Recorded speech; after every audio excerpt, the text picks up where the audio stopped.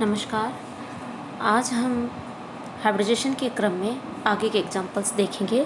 आज हम लेंगे sp3d2 या d2sp3 हाइब्रिडाइजेशन के एग्जांपल।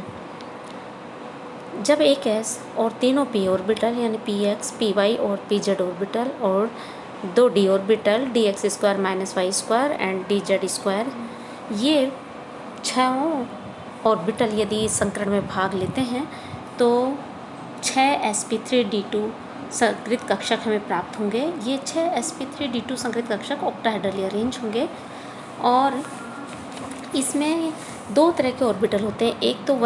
एक ही प्लेन में ऑर्बिटल होंगे जिन्हें हम इक्वेटोरियल ऑर्बिटल कहते हैं।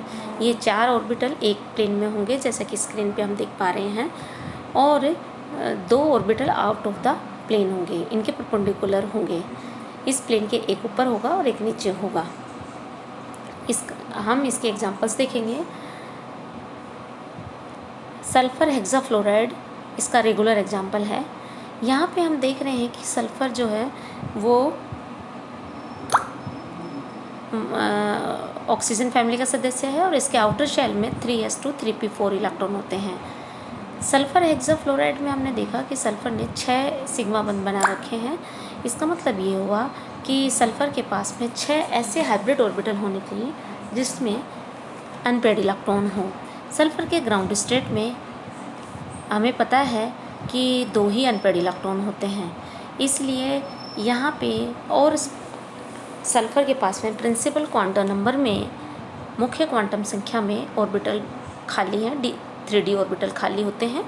इसलिए 2 एक्साइटेड स्टेट के बाद में, 2 उत्तेजित अवस्था के बाद में सल्फ़र के पास में 6 अनपेयर्ड इलेक्ट्रॉन हो जाएंगे और उसके बाद sp3d2 संकरण होगा और 6 sp3d2 संकृत कक्षक हमें प्राप्त होंगे जो ऑक्टाहेड्रली अरेंज होंगे।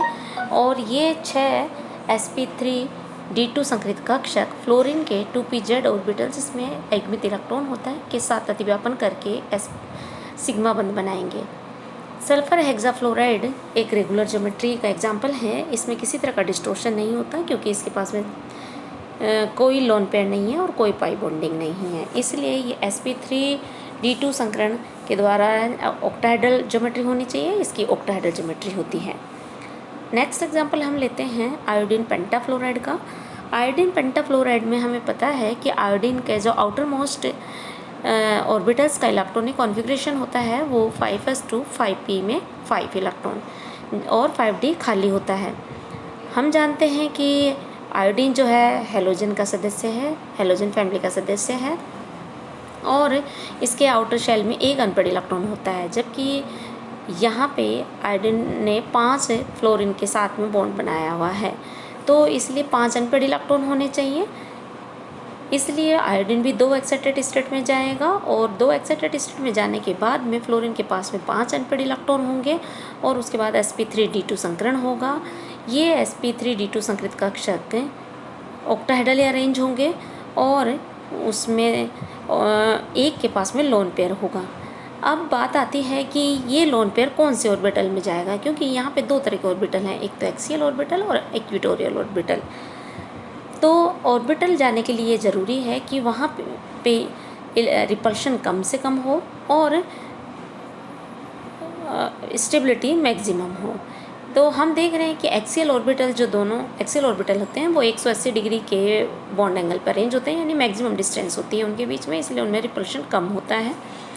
इसलिए लोन पेयर जो है एक्सियल पोजीशन पे जाएगा और इस तरह आयोडीन पेंटाफ्लोराइड sp3d2 का एग्जाम्पल होते हुए भी इसकी स्क्वायर पिरामिडल ज्योमेट्री होगी, क्योंकि इसके पास में एक लोन पेयर है इसलिए इसकी डिस्टोर्टेड ज्योमेट्री होगी।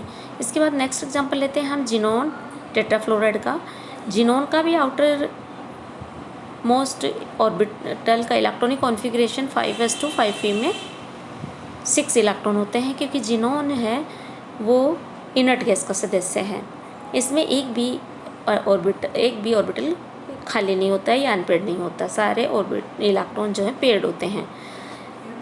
यहाँ पे जिनोन को भी 4 सिग्मा बंध बनाने हैं, इसलिए 4 अनपेयर्ड इलेक्ट्रॉन वाले हाइब्रिड ऑर्बिटल चाहिए, इसलिए जिनोन जो है 2 एक्साइटेड स्टेट में जाएगा।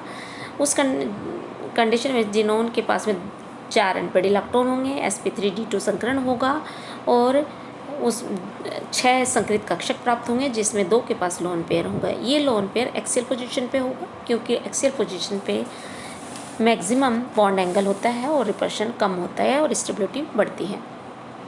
स्क्वायर प्लेनर ज्योमेट्री होगी sp3d2 का एग्जाम्पल होते हुए भी, क्योंकि ये 2 लोन पेयर होने के कारण इसमें डिस्टोर्शन होगा।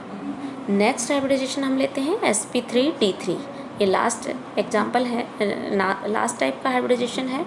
यदि एक है 3 p orbital px py and pz और 3 d ऑर्बिटल, अगर 3 d ऑर्बिटल चाहिए तो 3 d ऑर्बिटल हम लेंगे dxy dxz and dyz orbital.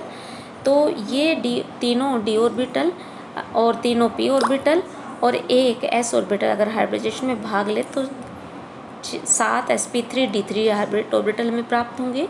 ये 7 sp3d3 hybrid orbital pentagonal bipyramidally arrange होंगे। इसका रेगुलर एग्जाम्पल है आयोडीन हेप्टाफ्लोराइड। आयोडीन का इलेक्ट्रॉनिक कॉन्फ़िगरेशन हमें पता है, एक अनपेड इलेक्ट्रॉन होता है। यहाँ पे इसने 7 बंध बनाए हैं फ्लोरीन के साथ में, इसलिए 7 अनपेड इलेक्ट्रॉन चाहिए।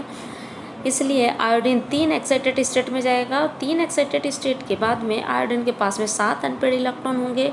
sp3d3 हाइब्रिडाइजेशन होगा।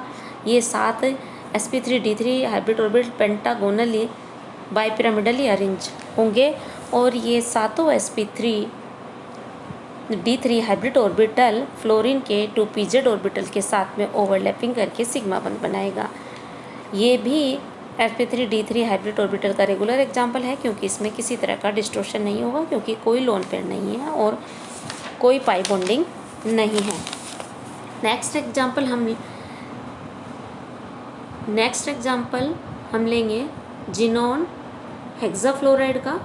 जिनोन हेक्साफ्लोराइड में भी एक भी अनपेड इलेक्ट्रॉन नहीं होता है इसके आउटर शेल में, इसलिए जिनोन 2 एक्साइटेड स्टेट में जाएगा। उस कंडीशन में इसके पास में 6 अनपेड इलेक्ट्रॉन होंगे और 6 अनपेड इलेक्ट्रॉन के बाद sp3d3 हाइब्रिडाइजेशन होगा। ये sp3d3 हाइब्रिड ऑर्बिटल हमें प्राप्त होंगे 7, इसमें से एक के पास लोन पेयर होगा और उसके बाद पेंटागोनल पिरामिडल ज्योमेट्री होगी इसकी, क्योंकि इसमें लोन पेयर है।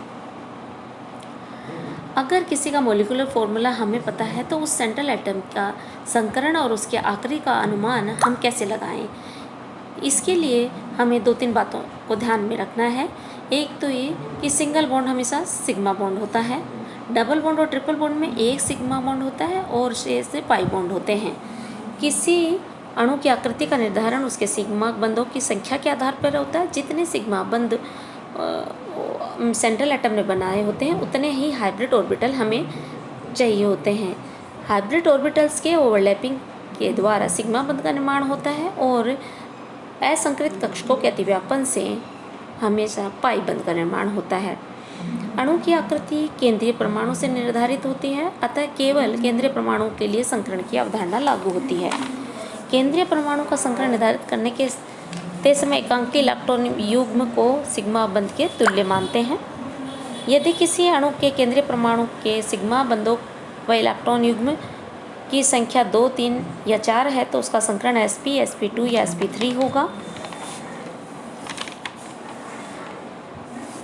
और लोन पेयर की अनुपस्थिति में अणु की आकृति का निर्धारण उसके संकरण पे से समान होगा, किसी तरह का डिस्टोर्शन नहीं है। यानी कि किसी सेंट्रल एटम के पास में यदि लोन पेयर भी नहीं है और पाई बॉन्डिंग भी नहीं है तो उसकी रेगुलर ज्योमेट्री होगी। अगर लोन पेयरों की संख्या बढ़ रही है या पाई बॉन्डिंग की संख्या बढ़ रही है उतना अधिक डिस्टोर्शन होगा। धन्यवाद, थैंक यू।